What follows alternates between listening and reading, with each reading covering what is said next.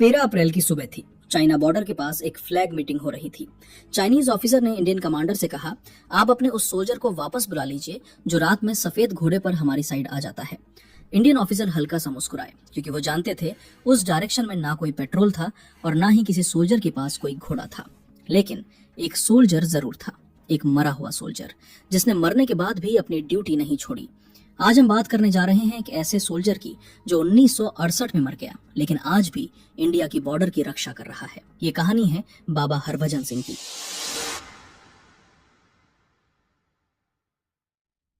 इस कहानी की शुरुआत होती है पार्टीशन से पहले के पंजाब से। 1941 में हरभजन सिंह का जन्म पाकिस्तान वाले पंजाब के कपूरथला जिले में हुआ था। लेकिन आजादी के बाद जब देश बटा तो उनका परिवार सब कुछ छोड़कर भारत वाले पंजाब में आ बसा। उनका परिवार किसानी करता था। हरभजन दिन भर खेती में अपने पिता का हाथ बटाते और शाम को आसमान की तरफ देखते, जहां से कभी कभी फाइटर जेट्स गुजरते थे। उसी फाइटर जेट्स की गूंज में उन्होंने अपना सपना बुना, एक दिन वर्दी पहनकर सीमा की रक्षा करने का। कड़ी मेहनत के बाद 1965 में वो इंडियन आर्मी में भर्ती हो गए और 23 पंजाब रेजिमेंट का हिस्सा बन गए। उनकी पहली पोस्टिंग हुई सिक्किम की बर्फीली पहाड़ियों में, जहां भारत और चाइना की सरहद सिर्फ कुछ कदम दूर थी। यहाँ दिन भी अंधेरा लगता था, क्योंकि ठंड और बादलों से घिरा ये इलाका सूरज की रोशनी से ज्यादातर छुपा रहता था। ऊपर से ऑक्सीजन की कमी, सांस लेना मुश्किल और हर कदम पर खतरा था। लेकिन हरभजन अपनी चैलेंजिंग ड्यूटी से कभी पीछे नहीं हटे। वो हमेशा सबसे पहले उठते, साथियों की मदद करते और हर काम बिना शिकायत के पूरा करते। उनकी ईमानदारी और ड्यूटी के प्रति समर्पण देखकर साथियों ने उन्हें प्यार से बाबा कहना शुरू कर दिया, एक ऐसा नाम जो आगे चलकर उनके साथ हमेशा के लिए जुड़ गया। 1968 अक्टूबर का महीना था। नाथुला पास पर लगातार बारिश हो रही थी। रास्ते कीचड़ और बर्फ से ढक चुके थे। तापमान शून्य से नीचे चला गया था। इन्हीं हालातों में हरभजन को एक जिम्मेदारी सौंपी गई। खच्चरों पर भोजन और गोला बारूद लादकर ऊपर की पोस्ट तक पहुंचाना था। सुबह उन्होंने अपनी वर्दी पहनी, जूते बांधे, झंडे की तरफ देखा और यात्रा शुरू की। आसमान काला हो रहा था, हवा तेज चल रही थी और बादल नीचे उतर आए थे। फिर भी वो रुके नहीं, क्योंकि सीमा पर कोई काम कल के लिए नहीं छोड़ा जाता है। रास्ता बेहद संकरा था। एक तरफ पहाड़ की ऊंची दीवार, दूसरी तरफ गहरी खाई और उसके नीचे तेज बहती नदी, जिसका पानी इतना ठंडा था कि उसमें गिरने का मतलब सीधी मौत थी। हर कदम के साथ बर्फ चरमराती थी। खच्चर घबराए हुए थे। हरभजन उन्हें शांत करते हुए आगे बढ़ते रहे। तभी अचानक ऊपर से एक पत्थर गिरा। तेज आवाज हुई। खच्चर बुरी तरह घबरा गए और भागने लगे। हरभजन ने उन्हें संभालने की कोशिश की, लेकिन उसी पल उनका पैर फिसल गया और अगले ही क्षण वो चट्टान से फिसलते हुए सीधे नदी की गहराई में गिर गए। कुछ ही सेकंड में सब खामोश हो गया। ऊपर बस बर्फ गिर रही थी और नीचे पानी का शोर धीरे धीरे खत्म हो गया। तेज बहाव में हरभजन का शरीर करीब 2 किलोमीटर तक बहता चला गया। जब शाम तक हरभजन अपनी पोस्ट पर नहीं लौटे तो बाकी सैनिकों को एहसास हुआ कि कुछ गलत हो चुका है। तुरंत एक सर्च टीम भेजी गई, लेकिन पहाड़ों की बर्फ से हर रास्ता ढक चुका था। 1 दिन बीता, 2 दिन बीते, 3 दिन बीत गए, पर ना कोई निशान मिला, ना कोई आवाज। आखिरकार मिसिंग इन एक्शन लिखकर फाइल बंद कर दी गई। कैंप में खामोशी छा गई। जवानों की आंखों में एक ही सवाल था, इतना ईमानदार जवान आखिर गया कहाँ? फिर 5वें दिन कुछ ऐसा हुआ जिसे सुनकर आज भी रोंगटे खड़े हो जाते हैं। रात के अंधेरे में जब कैंप में सब सो रहे थे, हरभजन के करीबी दोस्त को सपने में खुद हरभजन दिखाई दिए। वो बिल्कुल साफ दिख रहे थे, वर्दी पहने हुए, चेहरे पर शांति थी। उन्होंने अपने दोस्त से कहा, मुझे ढूंढना बंद मत करो, मेरा शरीर अभी भी वहीं है, नदी में एक बड़े से पत्थर के नीचे फंसा है। और फिर उन्होंने वो एग्जैक्ट लोकेशन बताई जहां उनका शरीर था। जैसे ही उनके दोस्त की नींद खुली, वो पसीने से तरबतर हो गया। उसे यकीन नहीं हो रहा था, लेकिन सपना इतना साफ था कि उसने बिना देर किए अफसरों को सब कुछ बता दिया। शुरू में किसी ने यकीन नहीं किया, लेकिन जब उसने एक एक डिटेल बताई तो एक सर्च टीम दोबारा भेजी गई और यहीं चमत्कार हुआ। जिस जगह का जिक्र सपने में किया गया था, वहां कुछ घंटों की तलाश के बाद हरभजन का शरीर मिल गया, बिल्कुल उसी पत्थर के नीचे, बिल्कुल उसी गहराई पर। वर्दी अब भी साफ थी, हथियार कमर पर था और चेहरे पर वही शांति, जैसे वो बस सो रहे हों। ये देखकर सभी सैनिक सन्न रह गए। किसी की समझ में नहीं आ रहा था कि ये कैसे संभव हो सकता है। हरभजन का अंतिम संस्कार पूरे सैन्य सम्मान के साथ हुआ। उन्हें तिरंगे में लपेटा गया, सलामी दी गई और उन्हें वहीं नाथुला पास के पास दफनाया गया। सबने सोचा अब ये कहानी यहीं खत्म हो गई, लेकिन असल में यहीं से असली कहानी की शुरुआत हुई, क्योंकि उनकी शहादत के बाद नाथुला पास की पहाड़ियों में कुछ अजीब और डरावनी घटनाएं होने लगीं। रात में बंकरों के बाहर से आती धीमी सी खड़खड़ाहट, बर्फ पर किसी के कदमों के निशान और सर्च लाइट की रोशनी में दिखती एक परछाई। ये सब किसी एक जवान ने नहीं बल्कि पूरे कैंप ने महसूस किया था। शुरू में लोगों ने सोचा शायद ये ऊंचाई का असर है, क्योंकि ऑक्सीजन की कमी से दिमाग कभी कभी भ्रमित हो जाता है। लेकिन ये भ्रम नहीं था, ये हकीकत थी। एक रात एक जवान ड्यूटी पर तैनात था। घड़ी में रात के ठीक 2 बज रहे थे। ठंड इतनी थी कि हड्डियां जम रही थीं। वो जवान थक कर थोड़ा बैठ गया और उसकी आंखें झपकने लगीं। तभी अचानक किसी ने उसके कंधे पर हाथ रखा और उसे जोर से झकझोरते हुए कहा, उठो, तुम ड्यूटी पर हो। वो जवान घबरा कर उठा, चारों तरफ देखा, पर वहां कोई नहीं था। बस बर्फ पर ताजे जूतों के निशान थे जो उसकी तरफ आए थे और फिर अचानक गायब हो गए। इसी तरह की घटनाएं बार बार होने लगीं। किसी को रात में अपने कमरे के दरवाजे पर दस्तक सुनाई देती, लेकिन बाहर कोई नहीं होता।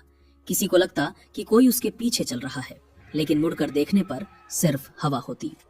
फरवरी की एक रात जब पूरा इलाका भयानक बर्फीले तूफान में दबा हुआ था, तब पास की चौकी से एक अजीब रिपोर्ट आई। 2 सिपाहियों ने बताया कि उन्होंने घाटी के उस पार एक पहाड़ी पर एक चमकती हुई आकृति देखी। वो आकृति इंसान जैसी थी, सर पर हेलमेट, पीठ पर राइफल और हाथ में फ्लैशलाइट जैसी कोई चीज। जब उन्होंने सर्च लाइट डाली तो वो आकृति पल भर में गायब हो गई। लेकिन उसके बाद वायरलेस पर किसी की आवाज 3 बार सुनाई दी, सावधान रहो, सावधान रहो, सावधान रहो।